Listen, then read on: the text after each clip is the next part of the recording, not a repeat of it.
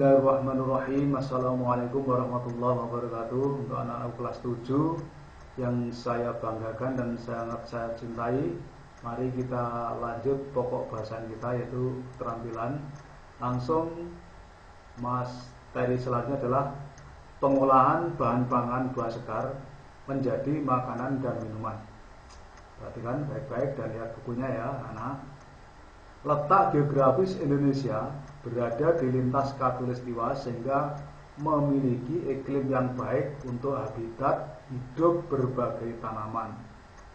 Negara kita memiliki iklim tropis, membuat berbagai tanaman buah-buahan tumbuh dengan mudah. Indonesia terkenal sebagai negara agraris yaitu pertanian, yang menghasilkan beraneka produk buah-buahan. Buah dapat tumbuh dan berkembang sesuai dengan musimnya dan selalu silih berganti, jadi selalu bersambungan, sehingga negara kita seakan-akan sepanjang tahun tidak pernah kekurangan yang namanya buah-buahan. Jadi selalu saja ada buah, yang satu habis musimnya, yang satu menyusul, yang satu habis menyusul, dan seterusnya. Itulah negara kita. Makanya kita patut syukur kepada Allah Subhanahu wa Ta'ala, di mana negara kita yang kita singgahi ini sangat diberi kemakmuran yang begitu melimpah. Nah, orang bilang mengatakan saking suburnya negara kita itu, kalau orang Jawa menyatakan gemah ripah loh jinawi. Gemah ripah loh jinawi itu artinya apapun yang kita tanam, ya, ibaratnya kita buang atau kita hanya menanam asal saja, ini akan tumbuh sendiri dengan begitu subur. Itulah negara kita. Jadi orang banyak yang menyebut, orang Jawa mengatakan gemah ripah loh jinawi. Oleh karena itu tidak henti-hentinya kita harus bersyukur pada Allah ya, karena kita diberi negara yang begitu subur tanahnya. Dengan adanya bermacam-macam buah yang berlimpah, membuat penduduk Indonesia bisa hidup sehat dan bersemangat, karena buah-buahan baik untuk kesehatan tubuh. Sehingga diharapkan anak-anak ini juga menyenangi mengkonsumsi buah, jangan sampai tidak mau mengkonsumsi buah. Untuk apa? Ya tujuannya untuk menyehatkan tubuh kita. Kalau tubuh sehat, jiwa kita ya kuat, kemudian cara berpikir juga cerdas. Tanaman buah-buahan sangat mudah kita temui di sekitar kita. Hal ini dikarenakan iklim negara kita sangat bagus, sehingga banyak tumbuh buah-buahan yang begitu subur. Dan bahkan saking suburnya negara kita, banyak sekali tanaman-tanaman yang tumbuh dengan baik meskipun tanpa adanya perawatan sama sekali. Nah, sebagai contoh, ketika kita makan buah yang ada bijinya, katakanlah buah mangga, setelah kita makan dagingnya, kemudian bijinya kita buang begitu saja, maka lama-kelamaan itu akan tumbuh menjadi buah mangga lagi. Padahal kita tidak pernah merawat. Nah ini karena sangat subur negara kita. Alhamdulillah ya. Sekarang pengertian buah segar. Buah segar adalah bahan pangan yang tidak memerlukan pengolahan, sudah dapat dikonsumsi secara langsung. Jadi buah segar itu tidak memerlukan dimasak terlebih dahulu. Begitu dipetik bisa langsung dimakan, atau mungkin dibersihkan dulu, atau mungkin dikupas dulu, tidak perlu dimasak. Jadi rata-rata buah seperti itu. Kalau buah itu tidak perlu dimasak, kemudian langsung bisa dimakan. Kemudian buah segar ini termasuk makanan yang disukai karena banyak nutrisi yang dikandung di dalamnya atau vitamin. Nah, selain itu bentuk dari buah juga beraneka macam. Jadi bentuknya juga berbeda-beda. Dari satu, misalkan buah pepaya akan berbeda bentuknya dengan buah mangga. Kemudian juga ada buah naga, itu pun juga tidak sama bentuknya dengan buah rambutan. Sehingga ini yang menjadikan buah itu sangat menarik karena bentuknya yang beraneka ragam. Kemudian rasanya pun juga beraneka ragam. Jadi masing-masing buah memiliki rasa sendiri. Ada yang manis, ada yang masam, ada yang agak manis, ada yang pokoknya begitu banyak ya. Jadi itulah keunikan dari buah yang tumbuh di negara kita. Kemudian buah apa saja yang sering atau mudah kita jumpai di daerah kita atau di desa kita? Mungkin kamu sudah tidak asing lagi ya, kalau buah itu macamnya banyak sekali. Jadi mungkin di rumahmu juga masing-masing memiliki 1 atau 2 atau 3 jenis buah-buahan. Coba lihat video ini.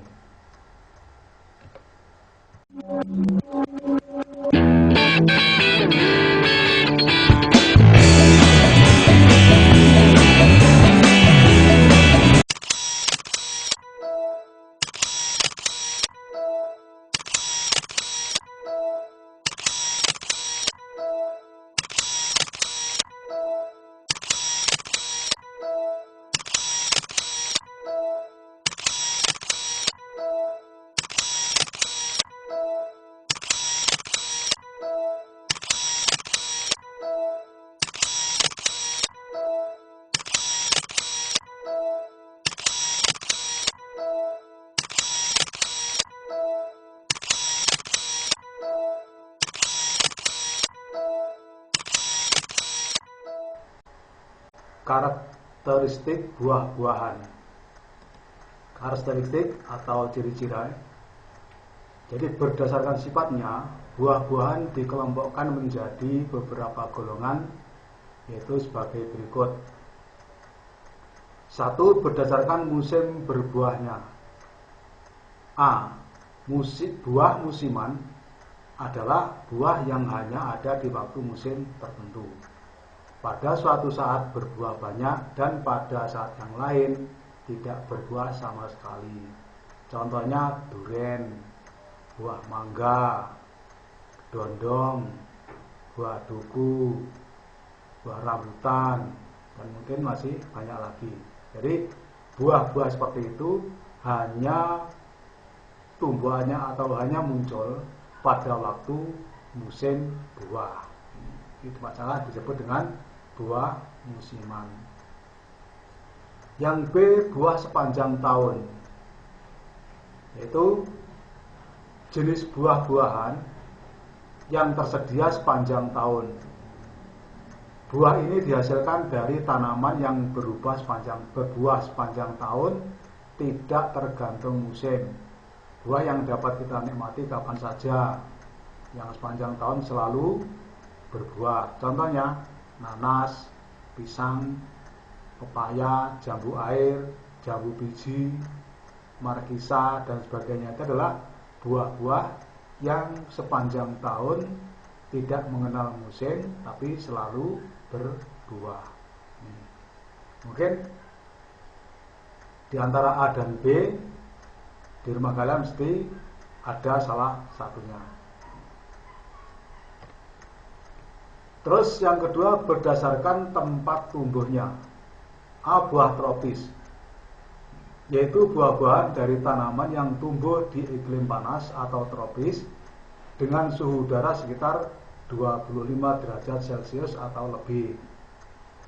Contohnya seperti pisang, pepaya, nanas, mangga, rambutan, kemudian durian.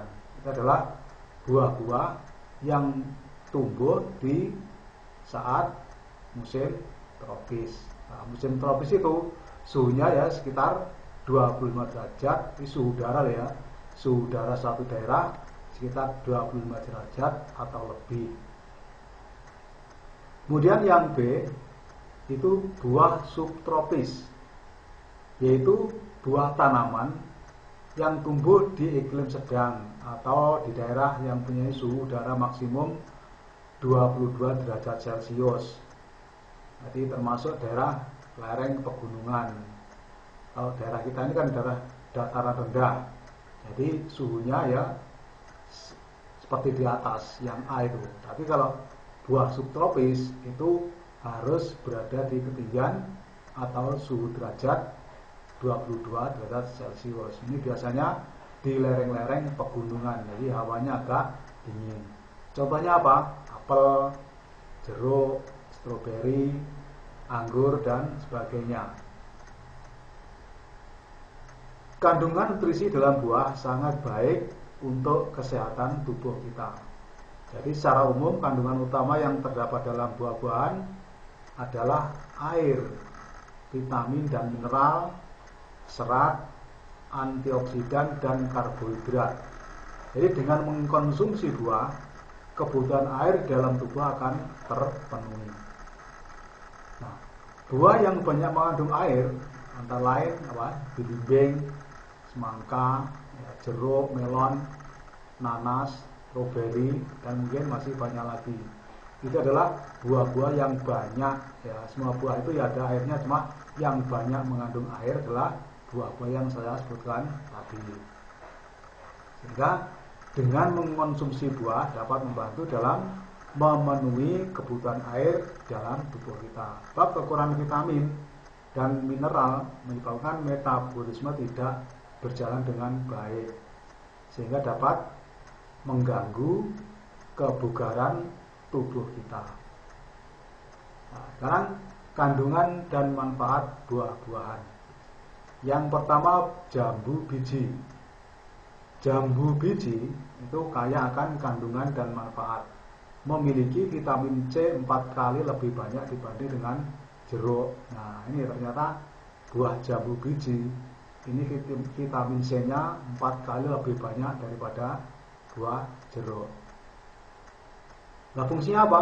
Fungsinya itu adalah melancarkan kerja otak dan peredaran darah. Nah, selain itu, jambu biji juga mengandung antioksidan yang dapat melawan radikal bebas dan menangkal penyakit kanker. Jadi kandungan seratnya tinggi, jadi mampu memperlancar proses pencernaan. Nah, melawan radikal bebas itu apa tuh? Radikal bebas itu racun ya. Jadi racun yang yang terjadi atas kegiatan aktivitas manusia itu yang berasal dari polusi udara, kemudian asap. Ini daerah yang sering kebakaran ini juga membahayakan karena bisa terjadi penyakit radikal bebas. Kemudian termasuk asap rokok. Ini makanya anak-anak jangan merokok ya. Nanti bisa terkena penyakit seperti itu. Terus apokat. Nah, apokat memiliki banyak manfaat untuk kesehatan dan kecantikan. Nah, ini ternyata apokat itu bisa untuk menambah kecantikan dan kesehatan. Nah, kandungan lemak nabati yang tinggi ini dapat menurunkan kolesterol jahat. Kolesterol para orang tua ini yang sering terkena kolesterol ini juga bagus jika banyak mengkonsumsi apokat. Untuk mencegah stroke, penyakit jantung, darah tinggi, dan kanker. Ini ternyata apokat itu sangat baik bila dikonsumsi setiap hari, sehingga kita terbebas dari minimal mengurangi risiko terkena penyakit seperti itu tadi, dan juga tidak menyebabkan seorang menjadi gemuk. Nah, berbeda kalau kita makan nasi kemudian lauknya daging, itu mungkin 1 minggu makan terus kamu akan menjadi gemuk. Tapi kalau makan apokat ini meskipun setiap hari ini ya tidak mungkin akan menjadi gemuk tadi.